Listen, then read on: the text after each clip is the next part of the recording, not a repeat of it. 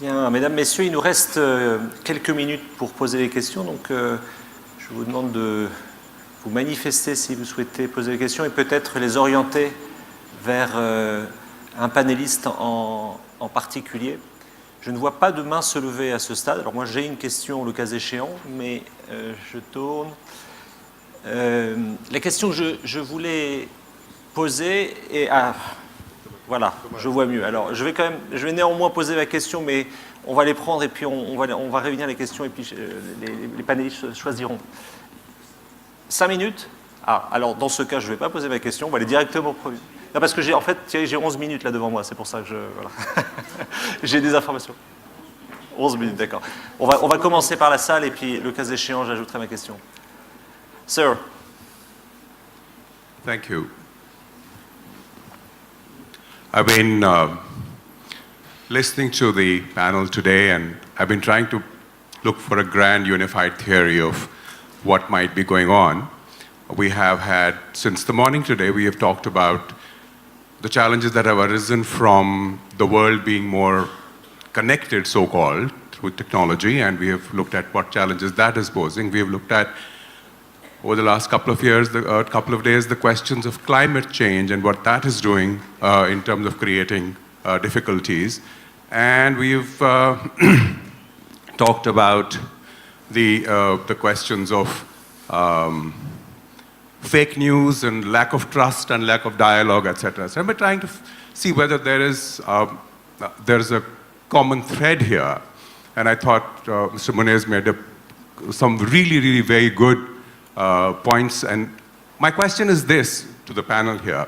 To me, it seems that if we look at for a common challenge across those things, we are seeing, as you said, a breakdown of social compact. And the social compact was this, that those who have power, whether they have financial power, whether they have military power, whether they have information power, or whatever else, which we are seeing imbalances of today, would hold that power in trust for those who didn't have that power. And that is how those who didn't have the power allowed them to have that power, because those who have power really cannot hold it for any length of time unless it is with the consent of those who do not have that power. And it seems to me that what we are looking at is a breakdown of that entire notion where those who have power feel that it is theirs to keep and take without its being in trust for those who do not have it. And what we are seeing essentially, whether it is in the area of connectedness, I thought it was very interesting this morning that the entire panel felt either unwilling or unable to address the question of whether there is an ethical dimension involved in that entire thing. It was said that ethics is a personal thing. I think that's an oxymoron. Ethics exists in the relationship between two entities, two communities, two people, and so on, two persons. Similarly, for whether it is fake news and lack of dialogue and so on. So my question for all of you today is, do you see any possibility that the political, technological, business, social leadership will begin to discover the importance of that social compact, which is that we really hold power and trust for other people? Thank you very much. There was a question, yes, just close to you. Sir? Yeah. Well, first of all, thanks for Thierry and the organizers. I've missed the last two WPC, and I must say I deeply regret to have missed the last two WPC, but I particularly enjoyed the conversation we had for the last 3 days. I think it was extraordinarily rich, and the quality of the contribution from everybody was absolutely remarkable. So I'll make a point if I'm invited again to come back. The other thing I would like to, one of the themes that we've heard all along has been the Trump administration. And I would like to give you an opinion of somebody who's been living in the US for a long time, who originally was born an American, I'm what I call a foreign-born American, and somebody who didn't vote for Trump. I voted in 2016, and I'm part of the 7 million of Americans who didn't vote for Trump nor for Hillary Clinton. And when I was listening to some of the presentations, some of the comments that were made about the election and the likelihood and what's wrong with the Trump administration and Trump personality, I think we should listen to what Dean Muniz was saying earlier on this afternoon. The issue is not whether we like Trump. The issue is why Trump was elected. And don't think this is only a Trump issue. Trump may not be elected. This is another issue. Whether he's going to be elected in 2020, that's another issue. It's far too early to say. But one thing for sure, the issues that have been raised and Trump has been very capable of using to get elected are not going to go away just by the fact that there might be another candidate. And the last, we have an election on November 6th, the day of my birthday. And on November 6th, the last polls, Rasmussen poll, which is very well known in the US, gives an approval of 48% for Trump. The midterm election is going to be on Trump. Why, as he was at 36, 37 2 weeks ago, why is he now at 48? Two reasons. One, the Kavanaugh confirmation. And two, the USMCA, the US-Mexico-Canada agreement. Those two facts mobilize his base. He's now stronger than he was in a long time, and we have the election in less than 2 weeks. So, I mean, if you want to have change in the US, I think we should start thinking, and those particularly who are on the Democratic side and the friends of the United States outside of the United States should start thinking about another way of approaching the issue by just bashing Trump.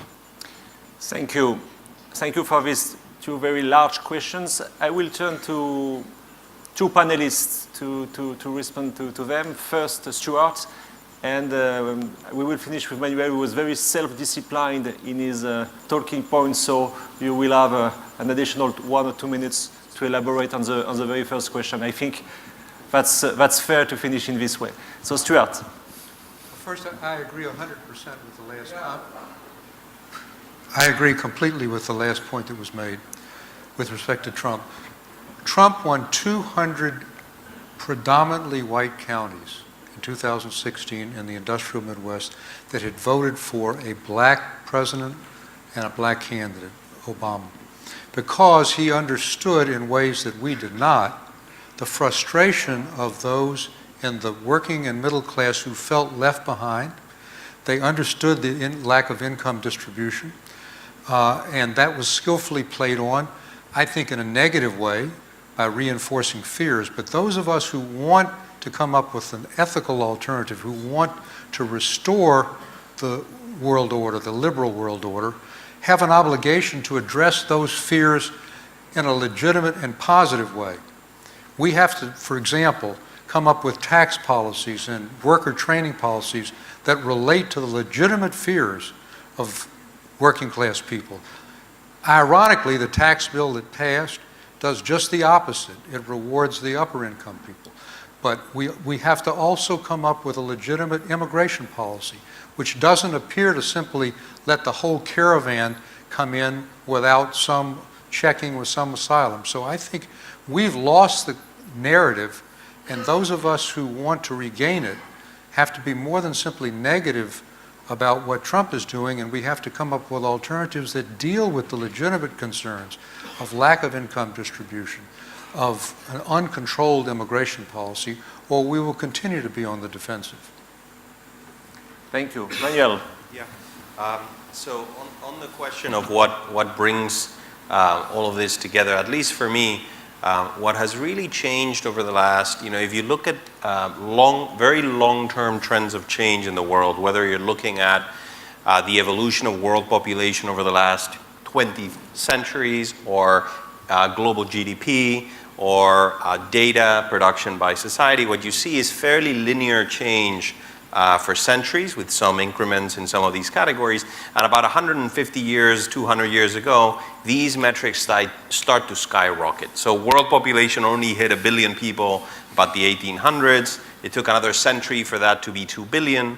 By 2050, it'll be 9 billion, right? So you can see we generated more data in the last 2 years than in the prior 20,000, right? I mean, some of these metrics are just astonishing, right? So as a political scientist, I'm an academic, when I think about what's really challenging for governance, both at the national and international level, It is governing that velocity of transformation on so many fronts at the same time, particularly governing the externalities of these processes, right? So I didn't go into this in my intervention because I didn't have time, but I think that what's fundamentally driving the rise of populism is our inability to govern the velocity of change within the economy, particularly advanced economies, but not just advanced economies, and the shift in the labor market. So the contact point of tech and labor and its impact on income stagnation and growing inequality, you know, the decoupling, for example, of productivity and labor wages, which has been discussed widely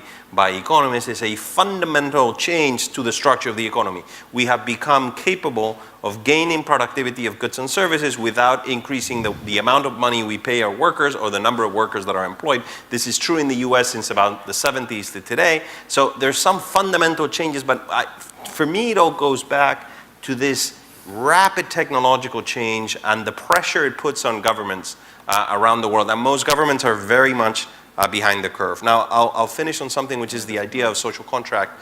Why does it take us so long to address some of these issues, and how?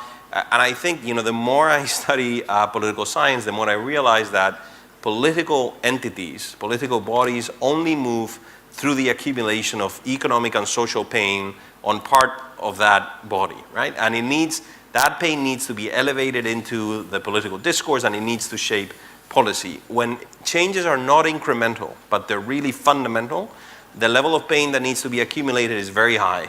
And when we're talking about new social contracts, some of the things that need to be done, and this is a very green debate, you know, but some of the changes to the taxation policy, to the redistribution policy, to the education policy are so fundamental, and to the cooperation across borders, that I think it's going to take a great deal of pain for these things to sip through and to actually end up being policy that is crafted. My concern with populists, in fact, and I'll finish on this, without calling any of the Trump voters deplorables and others, which I think it's a terrible way of addressing this, because they had real grievances, right? You only need to look at the data. How blind elites, intellectual elites in the West have been when you really look at the data. I lived in Boston for many years. You had to drive 3 hours outside of Boston to see some of the communities that I was just describing, with falling life expectancy and wage stagnation. I mean, the blindness. But what my concern about populism is that when if this is the diagnosis, we need to govern this change. I'll be very quick. You know, the recipes actually call for further international cooperation, for a larger role of the state in some instances, for the reinvention and the deepening of the welfare state.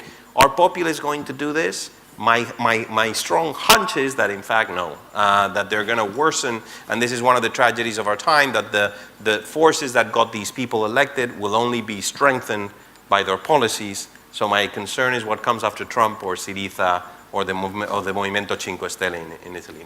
Thank you, Manuel. Well, after these 3 days and after this final session, it seems to me, Thierry, that there are very good reasons to prepare the next edition of the World Policy Conference. But before that, I think we would like to welcome the panelists.